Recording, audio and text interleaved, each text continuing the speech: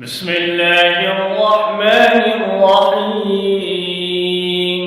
الرحمن علم القرآن خلق الإنسان علمه البيان. الشمس والقمر بحسبان والنجم والشجر يسجدان والسماء رفعها ووضع الميزان ألا تطغوا في الميزان وأقيموا الوزن بالقسط ولا تخسروا الميزان والأرض وضعها للأنام فيها فاكهة والنخل ذات الأكمام والحب ذو العصف والريحان